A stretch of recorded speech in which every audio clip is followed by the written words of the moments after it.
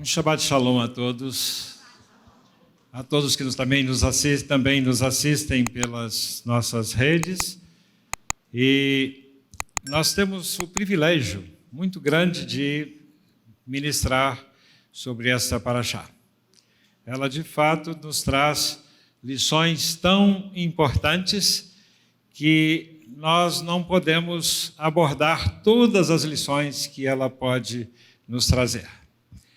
E quando nós pensamos nestas lições que ela nos traz, nós já lemos o texto aqui, lemos em hebraico, lemos em português, nós não vamos ler a introdução novamente, mas nós vemos que ela nos fala sobre quando Jacó envia os mensageiros, os melachim, exatamente para que ele pudesse encontrar Esaú.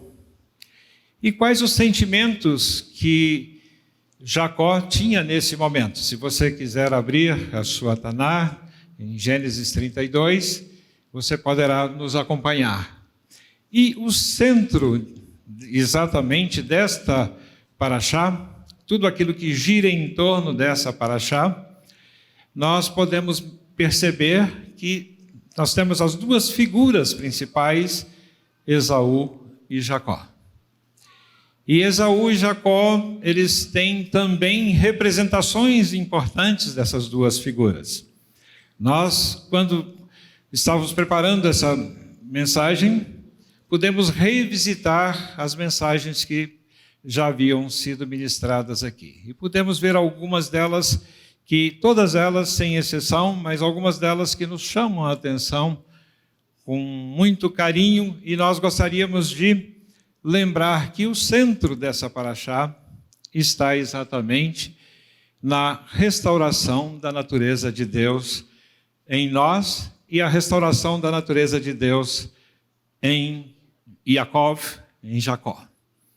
E nós vemos que o Eterno tem um interesse muito grande por cada um de nós. Nós temos, então, naturezas diferentes em nossas vidas.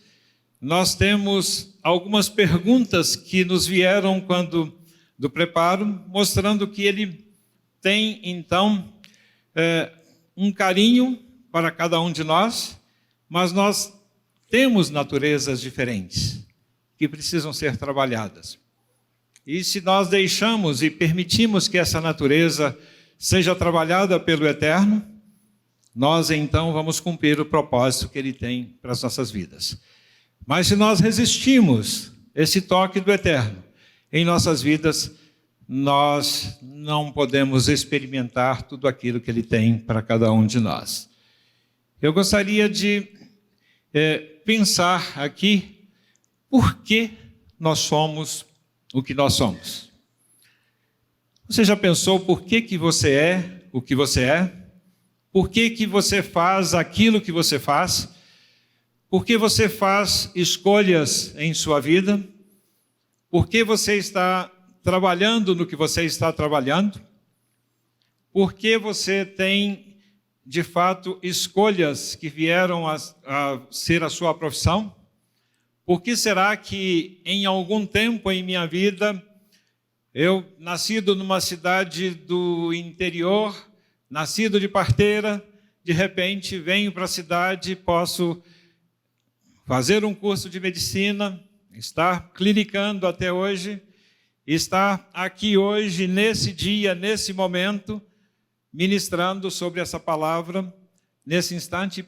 Isso, por acaso, é simplesmente uma coisa do acaso, é algo que simplesmente aconteceu sem que houvesse um planejamento para a minha vida?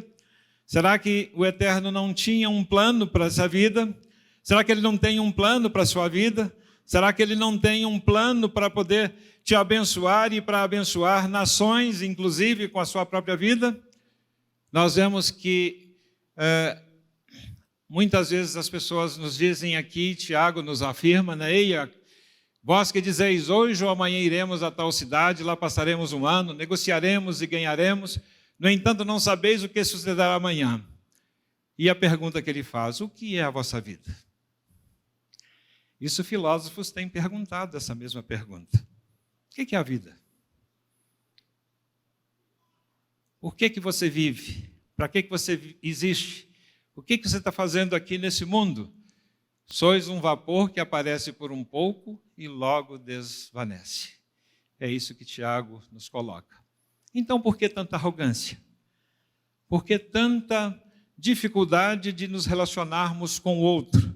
Por que tanta dificuldade de entendermos aquilo que acontece com cada um de nós?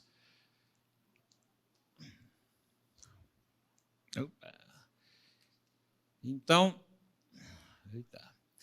o que é o homem? Quando contempla os céus, o salmista nos diz: obra dos seus dedos, a lua e as estrelas que estabelecestes, que é o homem para que te lembres dele, e o filho do homem para que o visites. Contudo, pouco abaixo de Deus o fizesse, de glória e honra o coroaste. Será que esse indivíduo que foi feito um pouco menor do que Deus, ele tem de fato expressado essa glória de Deus em tudo que faz? Quando nós vemos crimes, nós vemos dificuldades, nós vemos repórteres dizendo todas as coisas que nós vemos todos os dias, vemos guerras, rumores de guerras, temos dificuldades, destruições, temos prostituição, adultério, tantas coisas que nós não gostaríamos que fosse mencionada. Será que esse indivíduo está expressando exatamente essa glória de Deus? Então, o que é o homem? Então, quando nós pensamos dentro da ciência e quando nós perguntamos, é que nós aprendemos. Não é pelas respostas que nós temos que nós aprendemos, mas pelas perguntas que nós fazemos. E se nós somos capazes de fazer as perguntas corretas, com certeza nós vamos chegar às soluções corretas. Então, a teoria genética nos fala que o homem é só o produto dos seus genes.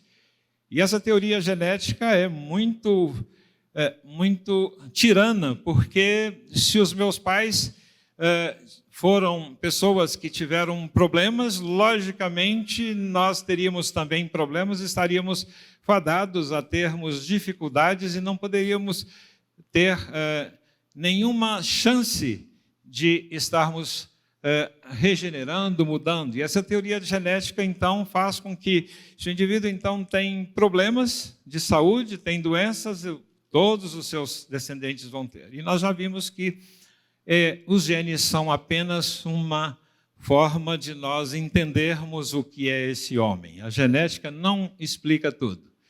A teoria biológica ela vai nos falar, então, de que um ser vivo excepcional, com um conjunto de funções em perfeita harmonia. Sistemas nervoso, sistema respiratório, circulatório, tudo funcionando em perfeita harmonia. Esse é, então, a maneira que eu penso na teoria biológica. A teoria humanística, que ele é o ápice dos seres vivos, que tem um fim em si mesmo. O homem se completa em si mesmo. Ele, então, consegue entender que, dessa forma, ele consegue fazer todas as coisas que ele precisa, não precisando de ninguém.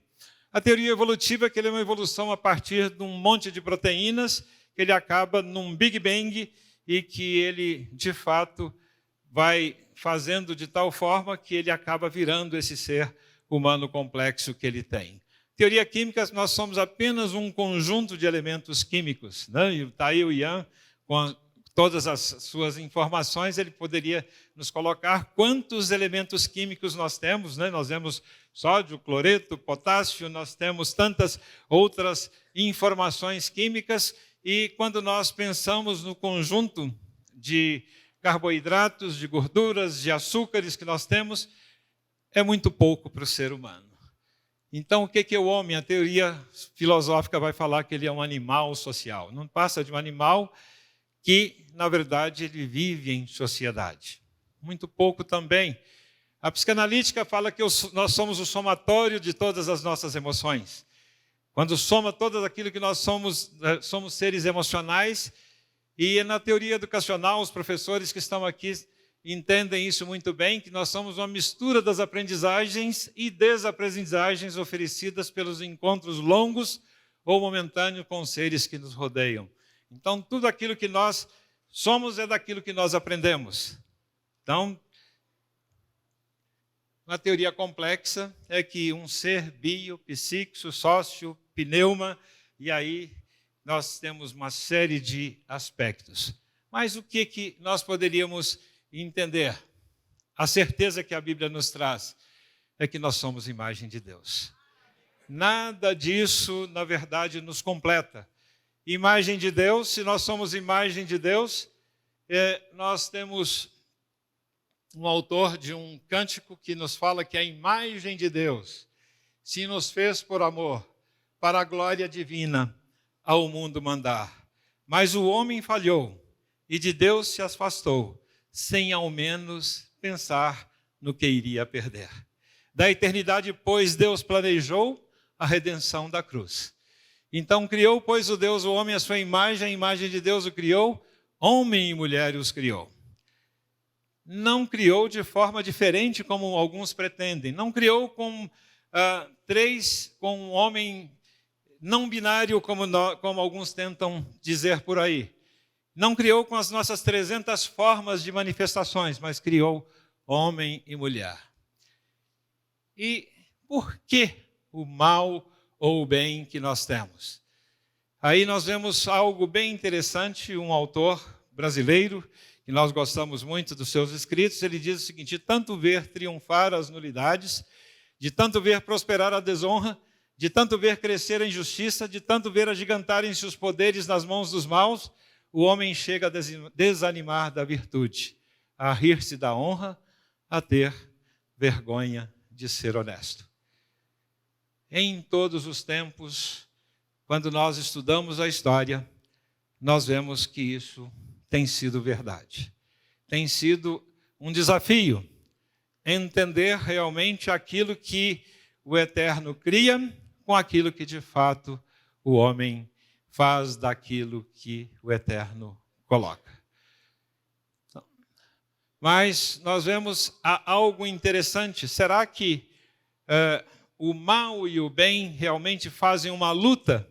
Existe essa luta do bem e do mal? Existe luta entre a luz e as trevas? Será que nós precisamos, então, de estar fazendo orações fortes para poder acabar com o mal em nossas vidas? Precisamos de fazer expulsões daquele que faz com que as nossas vidas estejam sendo inadequadas? Mas quando nós vemos Isaías 45, de 5 a 11, eu sou o Senhor e não há outro. Fora de mim não há Deus, eu te cinjo, ainda que tu não me conheças, para que saibam desde o nascente do sol e desde o poente, que fora de mim não há outro. Eu sou o Senhor e não há outro. Eu formo a luz, crio as trevas, faço a paz, crio o mal. Eu sou o Senhor que faço todas essas coisas. Destilai vós, céus, dessas alturas de justiça, e chovam as nuvens. Abra-se a terra e produza a salvação ao mesmo tempo, faça nascer a justiça. E eu, Senhor, as criei. Ai daquele que contende com seu Criador, o caco entre os cacos de barro. Porventura dirá o barro ao que o formou: que fazes? Ou dirá a sua obra: não tens mão? Aquele que diz ao pai: que é que geras? E à mulher: que dás à luz? Assim diz o Senhor Santo de Israel, aquele que o formou: perguntai-me as coisas futuras, demandai-me acerca dos meus filhos e acerca da obra das minhas mãos. O mal existe mesmo de fato? Então não há guerra entre o bem ou o mal. Deus é soberano sobre todas as coisas. Quantas pregações nós vemos aí de pessoas tentando dizer: não, o mal existe exatamente porque Deus permitiu que isso acontecesse. Uai, se ele permitiu, saiu fora do controle dele, então, todas as coisas? Acontece quando alguém sobe ao poder que nós não queríamos e que nós oramos tanto para que não acontecesse, sobe, então Deus falhou nesse ponto, ele está permitindo que algo aconteça, ou foi algo que ele já havia planejado desde a eternidade? Se nós entendemos aquilo que mais nos acalenta o coração, é quando nós entendemos que Deus é soberano. Deus é quem programa todas as coisas. Não foge nada do controle dele. não foge nenhum dos meus dias ao seu controle. Ele conhece o meu deitar e o meu levantar. Ele conhece todas as coisas que acontecem na minha vida. E não há necessidade que nós entendamos. É aquilo que mais nos acalenta quando a mãe perde o filho, e que é filho jovem ainda, 15, 16 anos, e acalenta essa mãe, não é quando nós falamos que Deus permitiu algo, mas que Deus havia determinado dessa forma. Ele é quem programou que dessa forma fosse. É fácil entender a soberania de Deus quando tudo vai bem. Mas quando as coisas vão mal, é muito difícil entendermos. E nós, muitas vezes, vemos uma mãe que recebe, que está na expectativa do seu filho, de uma gravidez normal, e vem um filho com uma trissomia do 21, com síndrome de Down. A pessoa, não, Deus permitiu isso. Não foi Deus que permitiu, foi Deus que programou dessa forma. Nós entendemos com a vontade de Deus soberana nesse sentido e precisamos de entender desse aspecto. E quando as coisas não acontecem de acordo com o que nós queremos e pedimos, Deus continua soberano? Sem dúvida nenhuma, Deus continua soberano. A terra era sem forma e vazia, havia trevas sobre a face do abismo, mas o Espírito de Deus pairava sobre a face das águas. Haja luz e houve luz, e viu Deus que a luz era boa e fez separação entre luz e trevas. Eu preciso de preocupar, então, com as trevas que estão existentes? As trevas, na verdade, elas só existem para que ela possa ser dissipada pela luz. Se tem problemas em nossas vidas, tem dificuldades em nossas vidas, é porque Deus quer trabalhar em nossas vidas. Ele quer trabalhar no nosso íntimo, quer mudar o nosso interior, e muitas vezes nós precisamos desse tratamento que o Eterno nos dá, para que nós possamos nos aproximar mais dele, estejamos mais perto dele, entender o nosso propósito que ele tem separado para cada uma de nossas vidas. Então, o resumo da Paraxá, eu gostaria só de lembrar algo que Jacó, então, retorna para a terra de Israel depois de 20 anos com Labão. A ordem foi de Deus para que ele pudesse retornar. O Jacó, então, envia mensageiros a Esaú com mensagem acerca dos seus bens. E por que ele envia essa mensagem através dos anjos? Ele é informado que Esaú vem ao seu encontro com 400 homens. E, nesse momento, Jacó tem medo. E se nós pensamos nesses aspectos, nós já temos algumas paraxás aqui que foram tratadas dessa questão do medo. Existe algum ser humano que nunca experimentou medo? Quem nunca experimentou medo? Nenhum de nós. Nós vemos que, inclusive, Yeshua, lá no Getsemane, quando ele ora, Pai, se for possível, passa de mim esse cálice. Como ser humano, ele teve um sentimento totalmente humano naquele momento. Eu sei o que está reservado para mim, mas, se possível, eu não gostaria de passar por isso. Moisés, quando recebe o seu chamado, manda outro, Senhor. Eu não tenho condições de falar, eu já não sei mais falar a língua, minha língua é pesada, eu não quero fazer isto.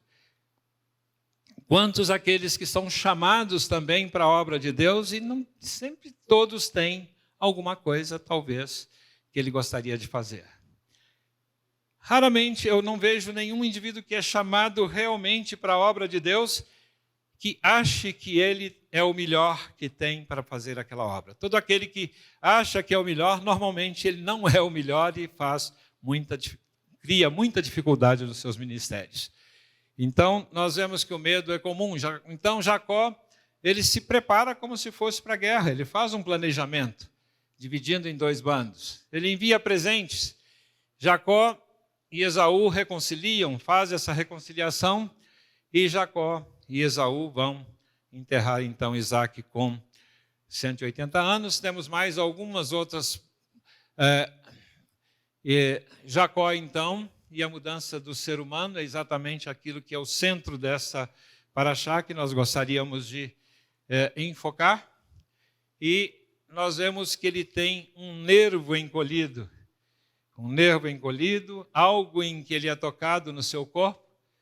E nós, quando, como médicos, avaliando essa situação, aquilo que é feito lá, nós sabemos que há muitas informações a respeito desse nervo encolhido. Eu gostaria só de fazer um parêntese breve aqui, para que a gente pudesse entender. Qual é esse nervo encolhido? Muitos dizem, é o nervo ciático que tem ali. Mas, quando estudando ali, vendo os sintomas que Jacó apresentou logo em seguida, vendo que ele conseguia andar, não foi o nervo ciático que ele foi tocado. Esse nervo eu poderia chamar de nervo obturador externo, que ele origina no L3 e L4. Das 3, a função desse nervo, ele trabalha na articulação do quadril, na rotação externa, abdução da coxa, abdução, vai para frente, vai para trás, vai para o lado, para dentro. Se ele não funciona bem, você fica duro. Vai ficar duro, mancando. Então, ele estabiliza a cabeça do fêmur dentro do acetábulo, que é o osso maior que nós temos no corpo, dentro do osso do quadril. Então, para que a gente pudesse entender, ali esse nervinho fininho que sai lá da coluna, lá, e vem e vai inervar esses músculos da coxa.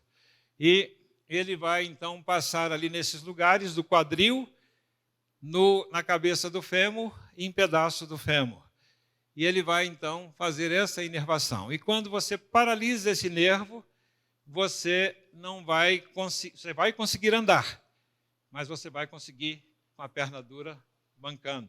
Se fosse o nervo ciático, evidentemente, a pessoa não conseguiria andar, essa perna dele estaria paralisada. Mas como ele andou logo depois, não foi o nervo ciático e não é também. E alguns comentaristas que fazem a respeito desse texto, eles falam do memorial.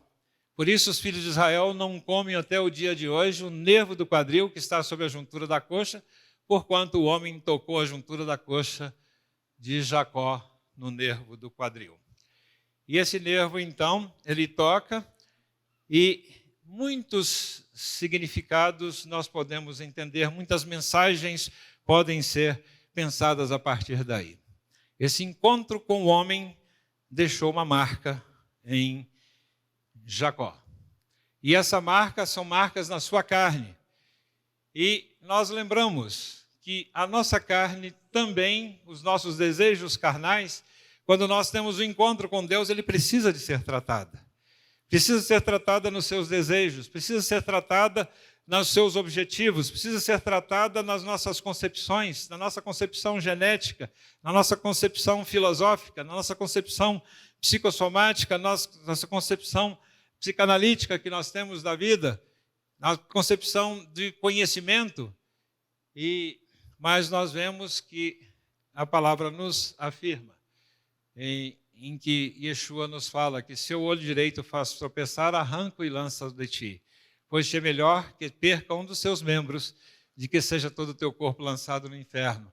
E se tua mão direita faz tropeçar, corta e lança de ti. Pois é melhor que se perca um dos teus membros, que vá todo o teu corpo para o inferno. Claro que a gente não está falando disso literal, mas daquilo que realmente nós fazemos com os nossos membros. Aquilo que nós fazemos, aquilo que nós vemos, aquilo que nos faz pecar com os nossos olhos, com os nossos órgãos do sentido, as nossas janelas da alma, que nos fazem pecar, nós precisamos de ser tratados. Como é que nós vemos esse encontro com Deus e a mudança de Jacó? Ele realmente muda a partir daquele momento. Há uma mudança radical em sua vida e Deus deseja mudar também a nossa caminhada. Como nós andamos? Será que eu não tenho nada para melhorar em minha vida, na minha caminhada aqui nessa terra?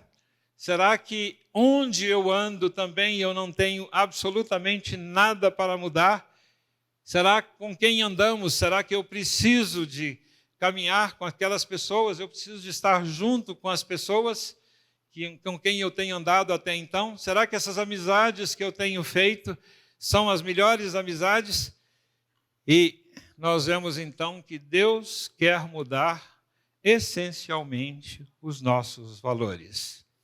Deus quer mudar aquilo que nós formamos, aquilo que nós nos relacionamos, aqueles conhecimentos que nós temos. Deus quer mudar a nossa trajetória também. Ele quer que nós tenhamos uma trajetória que muitas vezes é uma trajetória não vitoriosa, uma trajetória que tem derrotas em nossas vidas, trajetória com dificuldade de nos relacionarmos com as pessoas que nós precisamos de relacionar, trajetória que nós precisamos de mudar, porque nós não nos relacionamos bem com os nossos irmãos, assim como Jacó e Esaú tinham um problema sério de relacionamento, que já durava 20 anos, que precisava de ser tratado. E Deus quer mudar também os nossos objetivos de vida. Para que você nasceu? Para que você existe? Será que é exatamente para fazer exatamente o que você está fazendo agora? Será que não tem coisa melhor ainda? Será que Deus não reservou algo melhor para você nesse momento? Então Deus quer nos perguntar quem eu sou, por que eu sou desse jeito. E Ele quer realmente fazer uma mudança, transtornar a minha vida para algo que seja de acordo com o seu projeto para cada um de nós. Como que Jacó preparou para o encontro com Esaú? Quando nós pensamos aqui, ele fez um preparo. E se nós formos ler livros de planejamento estratégico, nós vemos que ele fez de fato um planejamento estratégico e muito bem feito. A primeira pergunta quando você vai fazer um planejamento estratégico é: o que eu devo fazer? E Jacó respondeu isso de que forma? Eu preciso de voltar para Canaã. Tem um projeto para mim ali dentro, tem uma promessa de Deus em Canaã para mim, tem um projeto que vai além da minha própria vida, tem um projeto de vida que tem algo acontecendo, tem um povo, tem uma promessa de fazer uma grande nação e eu tenho que cumprir esse propósito de Deus para a minha vida e não vou cumprir isso onde eu estou. Não é com Labão que eu vou cumprir isso, mas eu vou cumprir na terra de Israel, lá em Canaã. E ele faz uma pergunta para ele mesmo: mas por que eu devo voltar? Eu preciso de seguir o projeto de Deus para a minha vida. O quanto antes eu seguir esse projeto de Deus para a minha vida, fora disso eu estou perdendo tempo. E eu preciso ainda de reconciliar com meu irmão. Eu tenho dívidas a pagar. Tinha dívidas a pagar, ele trapaceou seu irmão de fato. Ele tem dificuldades com seu irmão, mas não era sem motivo. E o próprio nome de Jacó nos lembra disso como Equeve, calcanhar, como alguém que era suplantador, alguém que teria também essa conotação de alguém que suplanta. Ele pergunta então a segunda pergunta: quando eu devo voltar? Após 20 anos de treinamento com Labão. Era assim que ele via que ali ele estava sendo treinado, né, para algo importante. 14 anos servindo sem salário. 6 anos servindo pelo seu salário. Mas ali ele adquire fazendas, riquezas e, na verdade, que treinamento ele faz. Que sogro que ele tinha. Que sogro mais esquisito que ele tinha, mais trapaceiro. Mas ele, mesmo assim, conseguiu superar todas essas dificuldades na sua vida. Treinamento e tanto. Onde que ele deveria ficar? Em Sucot, mas não em Seir. Eu preciso reatar com Esaú, mas eu não posso misturar com a sua descendência. Esaú tem uma descendência que não é conveniente. Descendência com pessoas pagãs, pessoas que não respeitam, pessoas etéias. E como é que ele vai reatar com Esaú? E o casamento com primos e primas era muito comum nesse sentido, e muito tempo persistiu esse casamento das famílias. Como é que ele iria oferecer os seus filhos para que pudesse casar com os filhos de Esaú? Ele já tinha uma ideia realmente na sua cabeça. Quem deve ir nesse encontro? Ele fala: eu e minha família. Família não deixando ninguém para trás. E aí nós vemos que a primeira igreja nossa, de fato, é a nossa família. Se nós queremos ter um resgate de tudo que o Eterno quer nos dar, nós precisamos de dar atenção àqueles que estão do nosso lado. aqueles que estão dentro da nossa casa, aqueles que nos são caros, aqueles que nos são importantes. E como ele deve fazer? Nenhuma unha deve ficar assim como Moisés lá com o faraó. Nenhuma unha deve ficar ou com a família, com os bens. E ele pensou na estratégia do encontro. Vou mandar mensageiros, mandou. Vou mandar presentes, mandou. Vou dividir em 2 bandos. Ele fez. Então ele tinha um plano estratégico para poder fazer tudo isso. Mas uma coisa, ele tem o medo do meu irmão e eu preciso do seu perdão. E aí vem algo tão importante. Quanto custa realizar esse projeto? Ele fala, eu preciso da bênção de Deus. Preciso me humilhar perante o meu irmão. Minha carne tem que ser tratada. Tenho que lutar com Deus. Sem a bênção, eu não posso prosseguir. Ele tinha certeza disso. E por isso que ele luta tão veementemente com o homem lá no Vale de Jaboque. Porque ele tinha certeza que, pelas forças dele, ele não conseguia fazer tudo aquilo que ele precisava. E quantas vezes nós estamos lutando com as nossas próprias forças, com as nossas próprias estratégias? Nós precisamos de fazer planos, e o coração do homem pode fazer planos, mas a resposta certa vem dos lábios do Senhor. Então, nós gostaríamos de verificar aqui, muitas pessoas têm falado, colocado, mostrado esse gráfico, dizendo que ele foi de Aristóteles, né? Que ele foi do sistema de qualidade japonesa, mas nós vemos que Jacó usou tudo isso aqui. O quê? O objetivo, ele tem que ter uma meta. Por quê? Um motivo, benefício, onde? Ele, quando? Uma data, o cronograma, quem? O responsável, a equipe? Como? As atividades, o processo e quanto iria lhe custar. Então, Jacó respondeu todas essas perguntas de um planejamento estratégico. Um planejamento estratégico para a sua vida é o 5W1H, que nós usamos muito em planejamento estratégico de empresas. E Jacó, na sua empresa familiar, usou tudo isso. Então, qual o preço que ele tinha a pagar? Ele tinha que não dar ao Senhor assim como Davi. Responde, eu não darei algo ao Senhor que não me custe nada. Mas o rei Davi disse, Senhor, não antes que eu quero comprá-lo pelo seu valor, pois não tomarei para o Senhor o que é teu, nem oferecerei holocausto que não me custe nada. E muitas vezes nós queremos caminhar com Deus, caminhar dentro da obra de Deus, mas queremos caminhar sempre com aquilo que nos sobra, com o tempo que me sobra. E nada colocando como prioridade em nossa vida aquilo que é o reino. Nós vemos umas vezes que nós estávamos ministrando para um grupo de saúde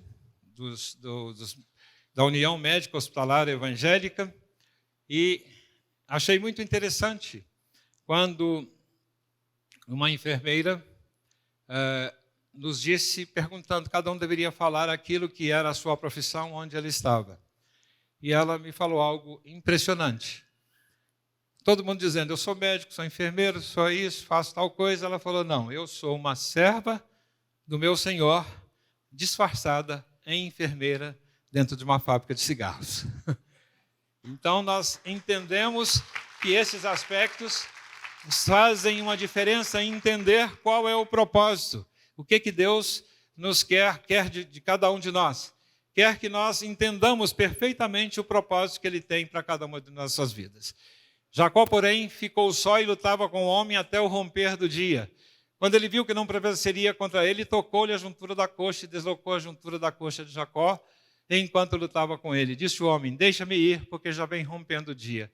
Jacó, porém, respondeu, não te deixarei ir, se não me abençoares. Jacó, então, luta pela bênção. Quando nós queremos, de fato, que Deus nos abençoe, que o Eterno nos abençoe, nós lutamos com o Eterno para que Ele possa nos abençoar e mudar a nossa vida. Ainda que nós possamos sair dali mancando. A luta com Deus, Jacó, então, é tocado no seu corpo, ele tem seu nome trocado por Israel, aquele que luta com Deus e prevalece. E aí eu queria chamar a atenção, a luta ocorre de noite e pela manhã, Jacó sai mancando, mas sai ali abençoado e com seu coração mudado. Então, por que a existência de Esaú? Aí nós não vamos entrar nesse mérito. Quem realmente quiser saber mais, algo que me abençoou muito há 5 anos atrás, mas vendo novamente essa semana, vi que me abençoa muito a reconciliação que trará a redenção, uma mensagem de 5 anos atrás, do Rabino Mateus, e muito vale a pena realmente ver essa mensagem. E aproximou-se, beijou seu pai, antes para ver a bênção, né? E seu pai, sentindo o cheiro das vestes, abençoou e disse: eis que é o cheiro de meu filho, é como o cheiro do campo que o Senhor abençoou. Que Deus te deu o orvalho do céu, dos lugares férteis da terra, abundância de trigo e de moço, sirvam-te os povos, nações, encurve-se a ti, sê Senhor dos irmãos, filhos da tua mãe, se encurve a ti, sejam malditos que te abençoarem e benditos que te abençoarem. Então nós vemos que, porque as trevas existem, elas só existem até que a luz se manifeste. Não existe trevas para sempre. O Eterno quer nos abençoar. E existe, de acordo com a bênção, ele existe exatamente para servir a Jacó. Eu vos tenho amado, diz o Senhor, mas vós dizeis: em quem vos tenho amado? Acaso não era Esaú irmão de Jacó? Diz o Senhor: todavia amei Jacó e aborreci Esaú, e fiz os seus montes uma desolação, e dei sua herança aos chacais do deserto. Então nós vemos que a noite de Jacó, nós poderíamos dizer então que tem durado 4.000 anos. Como é que eu posso pensar nisso aí? Jacó, Israel, durante 400 anos ele esteve no Egito, mas logo depois do Egito vem o Mar Vermelho que se abre. No deserto por 40 anos, mas nunca Jacó, Israel, teve tanta proximidade com Deus como nesse período do deserto. A conquista de Canaã durando 45 anos com Josué, mas estava ali com muita dificuldade, com muita luta. Se era bênção, por que eles tiveram que lutar pela bênção? Eis agora o Senhor, como falou, me conservou em vida esses 45 anos, desde o tempo em que o Senhor falou essa palavra a Moisés, andando Israel no deserto. E eis que já tem hoje 85 anos. Isso era quando Josué estava entrando, e Caleb também com seus mais de 80 anos. O cativeiro da Babilônia, 70 anos, o domínio persa, a rainha Ester.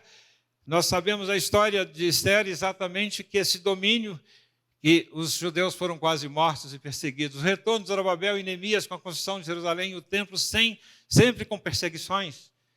O domínio dos Ptolomeus e os Macabeus, o milagre de Hanukkah, que nós vamos comemorar até agora, com o templo totalmente destruído, também fazendo parte da noite. O domínio romano e a destruição do segundo templo. A diáspora dos anos 70 também continuando essa noite de Israel. As cruzadas, matando judeus, matando pessoas dentro das sinagogas, trazendo uma faixa dizendo: eis o Cordeiro de Deus que tira o pecado do mundo, nos cruzados, mas incendiando sinagogas inteiras ali naquele momento. A Inquisição espanhola, e nós vemos que temos a felicidade de ter aqui em nosso meio, no Museu da Inquisição, contando essa história, e temos a felicidade de ter o seu próprio fundador aqui em nosso meio, que conta essa história, e quem ainda não teve oportunidade de visitar, que visite o museu. O Holocausto, nós vemos quantos judeus, 6 milhões de judeus mortos. Nós vemos o terrorismo contra Israel, mas a aurora vem surgindo. Vem surgindo. 1948, Israel como reino e nação. 1967, Jerusalém retomada. Que tempo? A reconstrução do templo, terceiro templo, e a volta do Mashiach, que nós não temos ainda exatamente, mas sabemos que está próximo. Como nós podemos restaurar a natureza de Deus em nós? Mas o que era para mim lucro, passei a considerá-lo como perda por amor de Cristo. Não que já tenha alcançado ou que seja perfeito, mas vou prosseguindo para ver se poderia alcançar aquilo para o que fui também alcançado por Cristo Jesus. Irmãos, quanto a mim, não julgo que eu haja alcançado, mas uma coisa faço, e é que, esquecendo-me das coisas que para trás ficam e avançando para as que estão adiante, prossigo para o alvo, pelo prêmio da soberana vocação celestial que está em Cristo Jesus. Se você tem tido dificuldades em sua vida, problemas em sua vida, precisamos de ter um alvo, um objetivo, uma meta definida daquilo que eu quero fazer com os anos que Deus tem me dado. Se eu sou novo, eu tenho anos ainda para frente, mas se eu já estou um pouquinho mais experiente na vida, não velho, ninguém fica velho, se fica experiente, né? Ele pode realmente usar esse tempo que lhe resta para poder ser um abençoador do projeto de Deus. O que eu gostaria que vocês pudessem levar para casa agora de tudo aquilo que nós temos na nossa ministração? Que a sua vida tem um propósito definido. E você precisa de estar em sintonia com esse propósito de Deus. Não há realmente vida sem propósito aqui. Não há ninguém para poder simplesmente esquentar banco aqui. Não há ninguém para poder ficar simplesmente olhando e aplaudindo aquilo que os outros fazem. Mas você é chamado para poder participar do projeto de Deus. Não existe luta do bem contra o mal. Deus está no controle de tudo, ainda que as coisas não aconteçam, ainda que a minha oração aparentemente não tenha sido atendida, ainda que aparentemente o mal vá dominar e que possa inclusive dominar até a própria nossa nação, mas Deus está no controle de tudo. E Deus quer treiná-lo no propósito que Ele tem para você. E muitas vezes nós precisamos ser tratados na nossa própria carne. O nosso corpo biológico, os nossos valores adquiridos com a cultura, a filosofia, o conhecimento, os valores emocionais, corpo, alma, espírito, precisam ser tratados pelo Eterno. E muitas vezes Ele vai nos tocar. E eu tenho que estar preparado para o toque dEle. Mas eu preciso também de me alegrar, de ser digno de sofrer por causa da vida do Mashiach no meu corpo. Muitas vezes nós temos ali os heróis da fé que não são citados ali em Hebreus, no seu capítulo 10, 11, nós vemos que muitos ficaram alegres exatamente por serem achados dignos de sofrer pelo nome do Messias. A restauração pode durar uma noite inteira, mas a alegria ela vem pela manhã. A restauração de Jacó e Israel está acontecendo desde 4.000 anos, mas a aurora já vem chegando, eu preciso de estar crente disso. A restauração da igreja está acontecendo e ela já está reconhecendo a bênção de ser enxertada na oliveira Israel. E só em Yeshua nós seremos plenamente restaurados.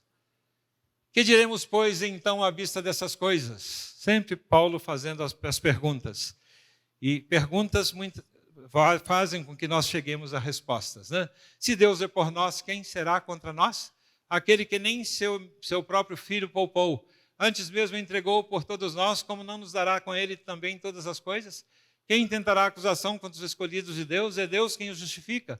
Quem os condenará? Cristo Jesus é quem morreu antes, quem ressurgiu dentre os mortos, qual está à direita de Deus e também intercede por nós. Quem nos separará do amor de Cristo?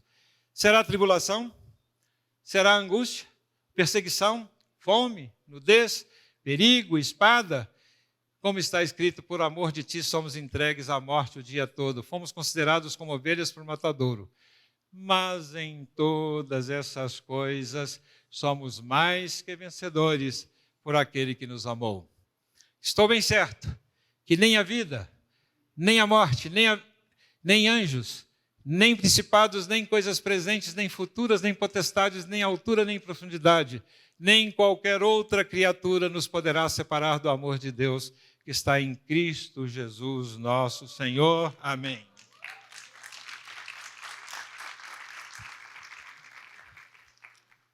E Yeshua nos declara, pois eu vos declaro que desde agora de modo nenhum me vereis, até que digais, bendito o que vem em nome do Senhor. Vamos repetir juntos? Baruch haba b'shem Adonai. Nós outra vez.